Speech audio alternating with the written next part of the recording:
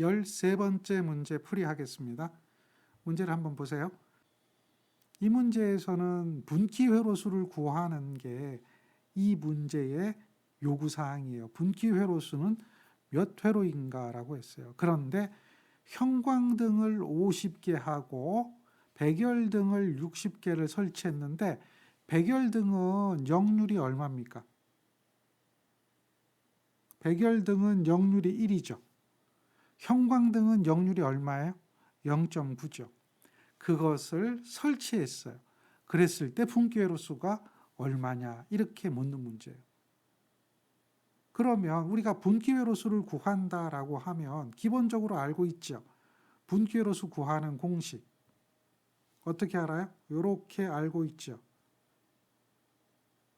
분기회로 전압에다가 분기회로 전류를 곱한 것, 이 값을 기본으로 해서 상정 부하 설비 용량을 그 값으로 나눠주는 거죠.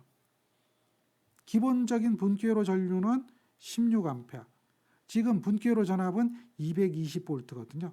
그럼 우리가 계산해야 될 것은 이런 상정 부하 설비 합계, 볼트암페어 값, 요것을 구해야 돼요.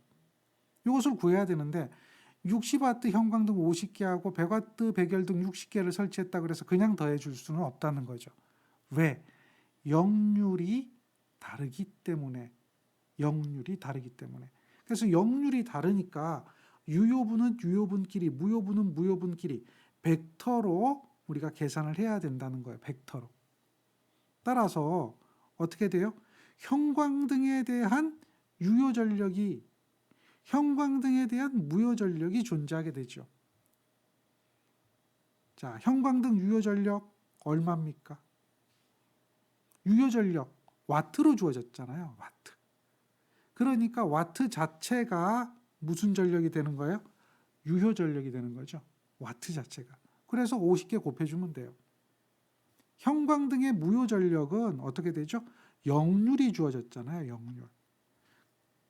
이게 무슨 식인가요? 라고 이렇게 궁금해하는 사람이 있을 텐데 이거잖아요. 요거는 코사인 세타분의 사인 세타죠. 요거는 뭐죠? 탄젠트 세타죠.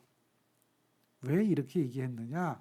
이게 왜 나왔느냐라고 하면 직각삼각형을 우리는 생각을 해야 돼요. 여기가 유효전력이죠. 무효전력이죠.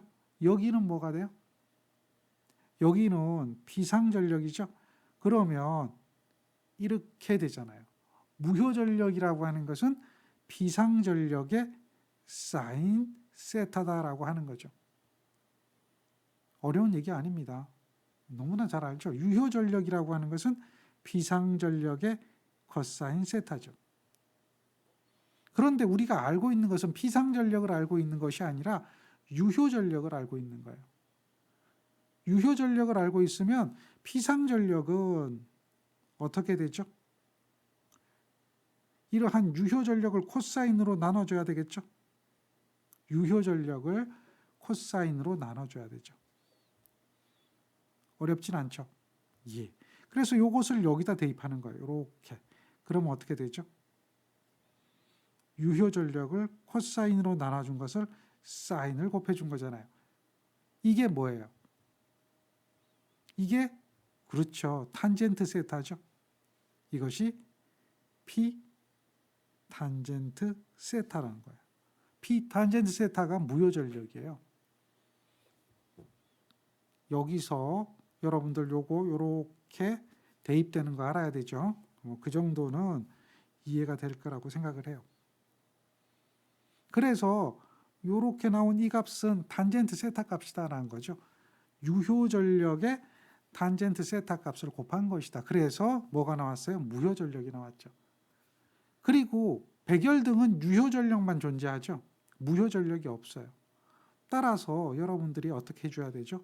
유효전력은 같이 더해줘야 되겠죠. 그 다음 무효전력은 무효전력으로 같이 더해줘야 되겠죠. 그러니까 이거 다음에 이거 이렇게 나오죠. 색깔별로 보세요. 요거 2개 더한 거, 요거 2개 더한 거 이렇게 나온 거죠. 그렇게 해서 계산을 하는 거예요. 더해서 어떻게 해줘야 돼요? 피타고라스 정리 이용해서 벡터 계산을 그대로 해주는 거죠. 그래서 우리가 이와 같은 전력값을 계산하게 된다라고 하는 거죠. 이 전력이 얼마입니까? 예, 9116.53이 나온다. 그래서 9116.53을 1회로 용량으로 나눠주니까 2.59회로가 나오는 거죠. 분기회로수는 3회로 선정하는 거예요. 16A 분기 3회로 선정한다. 이렇게 답을 할 수가 있겠죠.